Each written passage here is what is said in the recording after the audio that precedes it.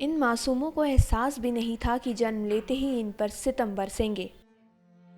जन्म के साथ ही दोनों नवजात बच्चियों के सिर से मां चिंता देवी का साया उठ गया। पिता सुभाष सिंह तो फर्ज के विमुख हो पत्नी और दोनों बच्चियों को छोड़कर भाग निकले।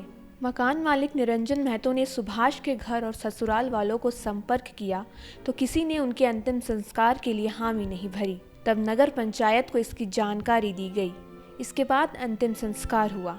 चिंता की चिता को पति के हाथों आग भी नहीं मिली। बच्चियों का ध्यान अब मकान मालिक रिंकू देवी रख रही हैं। घर में भड़दार था। उसका बाद वो शाम को ही डेट हो गया, शनिवार का रात में। उसका बाद वहाँ से लाहा से लेके आया घर। रात भर उ रहा।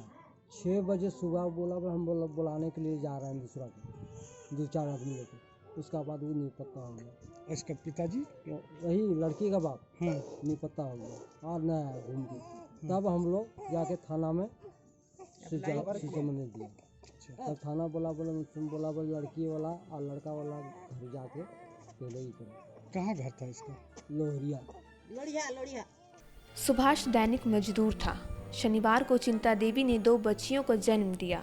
शनिवार देर रात जरमुंडी सामुदायिक स्वास्थ्य केंद्र में प्रसूता की हालत बिगड़ी। इसके बाद उसकी मौत हो गई। दाह संस्कार रविवार सुबह करने का निर्णय लिया गया। सुबह 6 बजे ही सुभाष अपनी पत्नी और बच्चियों के शव को छोड़कर बाहर निकल गया। मकान मालिक दोपहर तक उसका इंतजार करते रहे। मकान मालिक ने सोचा सुभाष अपनी पत्नी के दाह संस्कार के लिए पैसों का इंतजाम करने गया होगा। जब वह नहीं लौटा तो उसके घर वाले और चिंता देवी के मायके वाले से बात की गई। दोनों परिवारों ने दाह संस्कार करने और बच्चियों की जिम्मेदारी लेने से इनकार कर दिया। हॉस्पिटल लगल कौन वहाँ लगी के डेट हो गलन।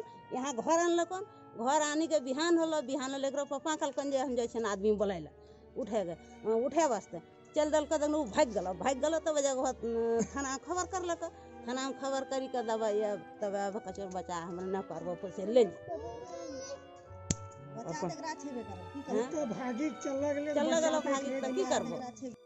कृषि मंत्री बादल पत्रलेख को इसकी जानकारी दी गई। उन्होंने कुछ आर्थिक सहायता भी भेजी। रविवार की शाम नगर पंचायत की मदद से शव का अंतिम संस्कार किया गया। रिंकू देवी दोनों बच्चियों के देखभाल कर रही है। बच्चियों की मां की मृत्यु होने, पिता के द्वारा छोड़े जाने की सूचना पर काफ़ी लोग सामने आए ताकि उन दोनों बच्चियों को ममता की छांव दे सके। मगर रिंकू देवी का कहना था कि बच्चियों को जिला प्रशासन को ही देंगे ताकि नियमों के परिधि में ही मासूमों को किसी को सौंपा जाए। दुमका से सुतीव्र गोस्वामी की रिपोर्ट।